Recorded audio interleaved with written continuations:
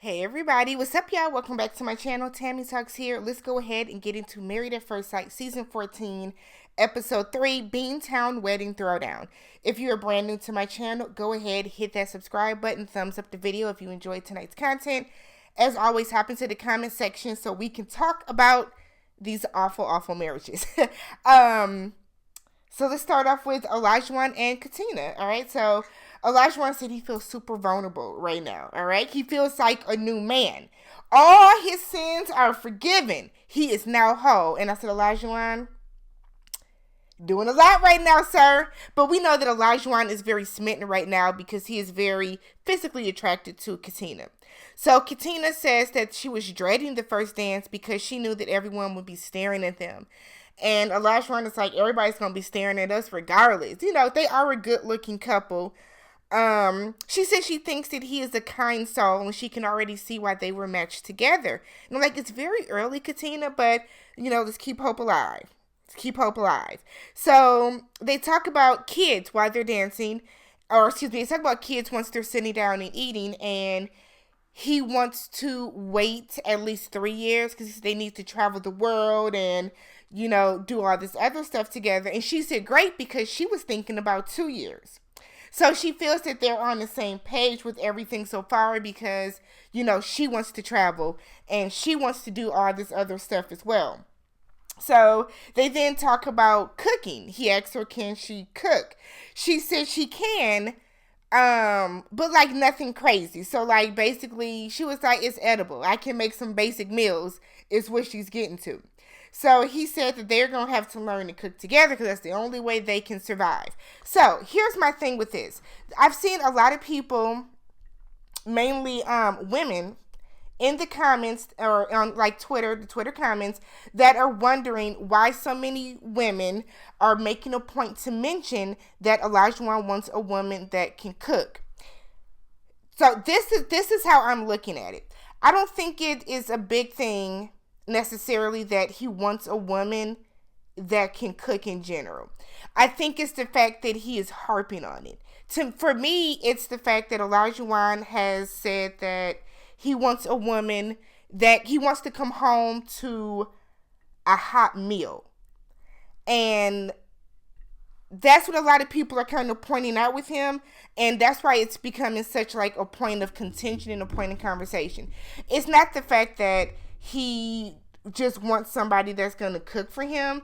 It's the point that he has mentioned that, you know, a woman is not a wife. A woman is not a marriage if she can't cook. And I think that's what it's coming down to. But as usual, y'all know people like to overreact on everything. And people like to make it seem as if people are making a mole out of a mountain out of a molehill. When it's like, it comes down to what people say a lot of times. If Olajuwon has said that he's used to people or he's used to having a woman like cook, or that's like what he feels, but there's a difference between him wanting a woman that can cook, which is understandable, and him wanting a woman that's gonna have a hot meal waiting on the table for him when he gets home from work every day. There's a difference between that and him wanting a woman that is going to wake up and make breakfast for him every morning, like his family has said that he does want. So I think that's the biggest difference. As to that, I don't think anybody is tripping because he mentioned that he wants a woman that can cook. So I feel like people like to get on Twitter and like just to get on these soapboxes about like the most random stuff. No one is saying that it's okay if she doesn't cook and they can just order takeout every night. I think it comes down to how he's phrasing it and kind of why he's phrasing it that particular way, at least for me. So they said that we see them cutting the cakes. They had a carrot cake for their wedding cake. He was way too excited about that. She smashes a little cake in their face. You can definitely tell they have chemistry. I won't say that they don't have chemistry. They really do have chemistry together. Like I said, they look good together. So she is talking to his best friend and his brothers. And she tells them that she is a retirement counselor for the state.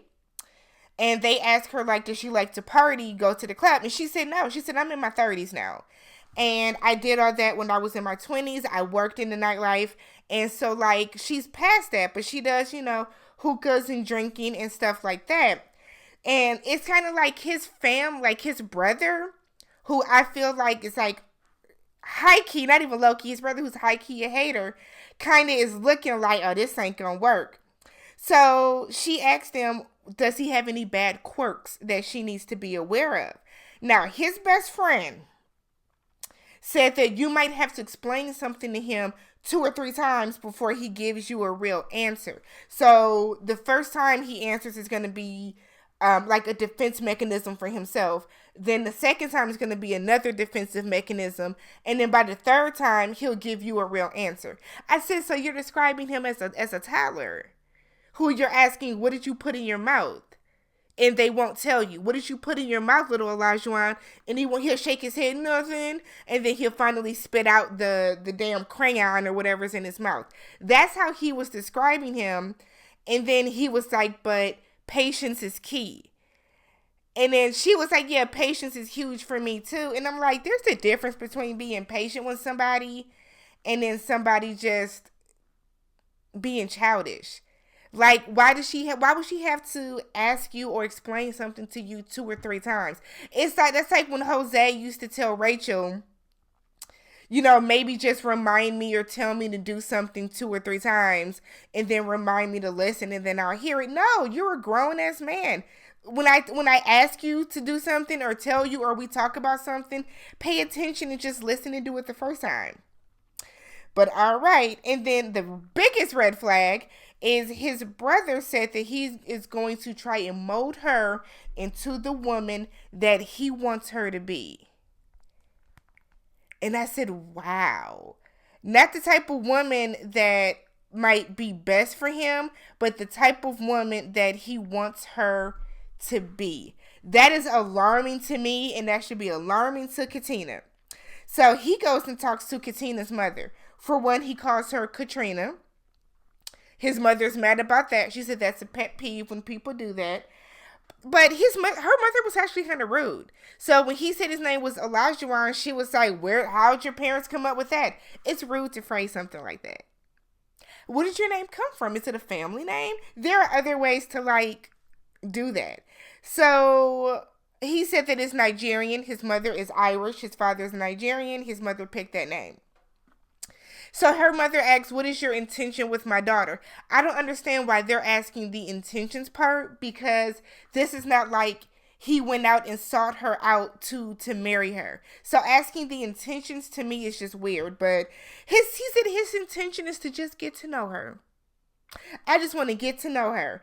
Then he said that he has ADHD. She immediately said, are you on medication? Are you on meds? Because what are we doing to curtail this? He said that he can control it. He does not say if he's on medication, but he says he can control it. And then he goes into this montage where he is talking and talking and talking and talking and just talking about everything. And it's kind of like him repeating the same stuff that he told Katina right after they got married. So it's kind of like him repeating the same stuff. And her mother looks over it. So her mother was like, oh, look, a rabbit. And then when he turns his head, she gets up and walks away. And then he just kind of took a sip of his drink and was like, oh, man.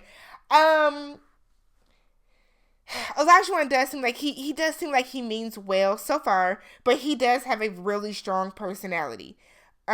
Maybe he's doing a lot of that talking because he's nervous, but it is it's a strong personality. We can definitely say that for sure. It's strong. So then we see him taking off her garter off her leg, and he does that, but then he proceeds to lift his shirt and give her a lap dance. And her mother was looking to the side not pleased at all with that either. I feel like under normal circumstances that would be okay. But I feel like in this instance, that probably wasn't the best idea.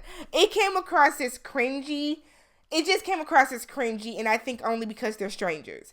If this was your actual wedding where y'all have been dating for X amount of time and you knew each other and this was like a typical wedding, I don't think it would have come across as cringy, but it was cringy to me for whatever reason. He does have a nice body. He has good tattoos. She seemed to enjoy it. She mentioned to her friends later that he feels very sculpted. He has a nice body. She can't wait to see all his tattoos. Yada, yada, yada. But she also tells her friends she wants to get to know him. So she's not looking to rush and have sex right away. She's not, she said it'll be probably around a month, before she feels like they've connected enough to move it to that next step. And then her friend was like, boo. So she told her friend, this is my coochie. I said, not saying coochie on TV. Oh, Lord. This is cable because ma'am, let's have some decorum. You're being filmed. So while they're talking about that, Olajuwon is over. If she let me hit tonight, I will. Olajuwon. No, weren't you the same young man that said during the matchmaking special or during the bachelor party that if your wife wanted to have sex with you on the first night, you would be judging her? So what has changed? Oh, she's attractive. You're attractive to her. So now it's different. You were maybe expecting not for her. Maybe he was expecting for her not to be as attractive, but because you're so attracted to her, that now it's okay if we have sex tonight. He said, because I'll give her a good show. I said, a good show? Alrighty. So, as they're leaving, Olajuwon said that tonight, nights like this, has shown him to have faith and love. I said, not you in love. This is lust, sweetheart. You are in lust with her. Nonetheless, they get back to the hotel for wedding night. They're still drinking champagne. They're laughing. Everything is going good. He helps her unzip her dress. So while she's in the bathroom taking her makeup off, because we always have to have a montage of these women taking their makeup off, he is in his underwear and he moves to jump on the bed and there are stains on him. Now, initially I thought, I'm like, is that a design or are those stains? There were 2 stains on his drawers.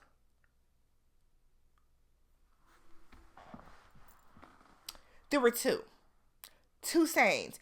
Olajuwon, shitty booty little boy, what are you doing?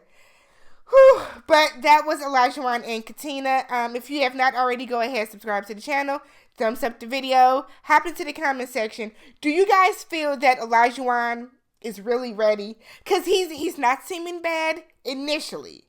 He's not giving fuckboy vibes so far, but he just seems very, very, very smitten and lust-filled after Katina. Hop in the comment section, let me know.